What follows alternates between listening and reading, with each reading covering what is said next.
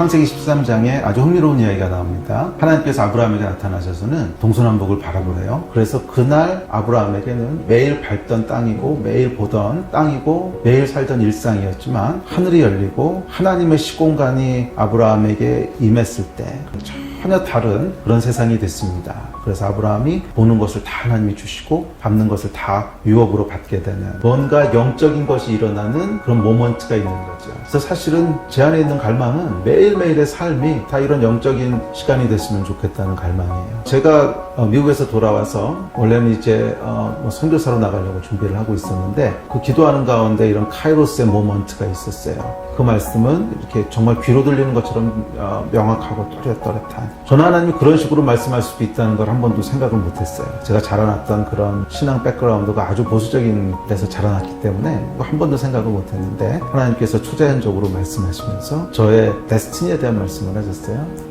이곳에서 다음 세대들을 키우고 세우고 준비시키고, 그래서 그들이 그들의 전쟁을 할 수 있도록 하는 거라고 하는 이제 그 말씀을 주셨는데, 그 경험은 굉장히 특별하고 굉장히 황홀하고 어떻게 설명할 수 없는, 분명히 제가 기도하고 있던 장소는 그냥 보통 때 기도하던 장소고 주위를 둘러봐도 그냥 보이던 풍경인데 전혀 다른 세상이었어요. 그곳에 하나님의 임재가 있고 그곳에 하나님의 말씀이 있고 또 그곳에 하나님의 계획이 있는 전혀 다른 시공간이 열리는 것을 보면서 나는 두 세계 사이에 낀 존재구나, 두 세상을 살아가는 존재구나 하는 것을 다시 한번 확인할 수 있었어요. 카이로스의 시공간을 움직이는 것은 기계적인 방법론은 아닌 것 같아요. 왜냐하면 하나님은 인격이시고 또 우리도 인격이기 때문에 카이로스의 시공간이 열리는 것은 굉장히 인격적인 관계 속에서 열리는 것 같아요. 그런데 하나님께서 그런 카이로스적인 어떤 모먼트가 시작될 때 항상 요구하시는 것은 몇 가지 있어요. 대표적인 것이 믿음, 그리고 또 거룩함, 이런 것들을 요구하세요. 믿음은 카이로스의 시공간, 하늘, 보이지 않는 시공간에 있는 것을 이 땅으로 가져오게 하는 능력이에요. 유대인들은 카이로스의 시공간과 크로노스의 시공간을, 물론 용어는 다르지만 하늘과 땅이라고 얘기하죠. 이것을 어떤 대칭 구조로 봅니다. 그래서 이 땅에 있는 것들은 하늘에 있는 것들의 그림자라는 거죠.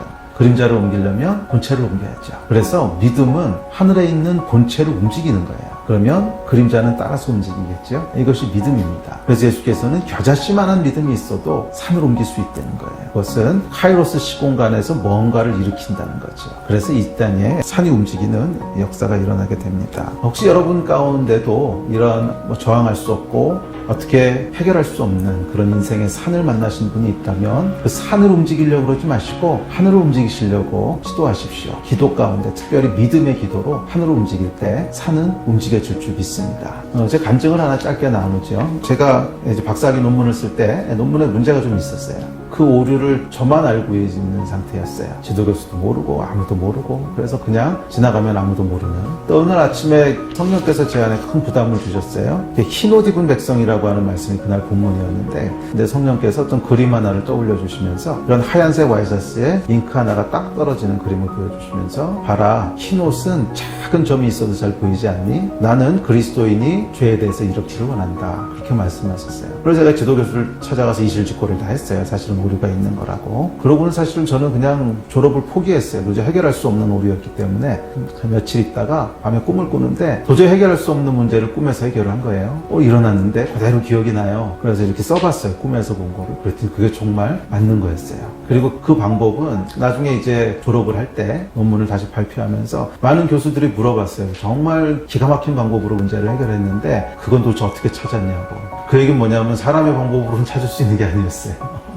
그래서 정말 카이로스를 하나님이 열어주시고 거기서 사람이 할 수 없는, 사람의 능력을 뛰어넘는 그런 능력으로 그 일들을 풀어가시는 거룩함이 카이로스로 움직이는 열쇠예요.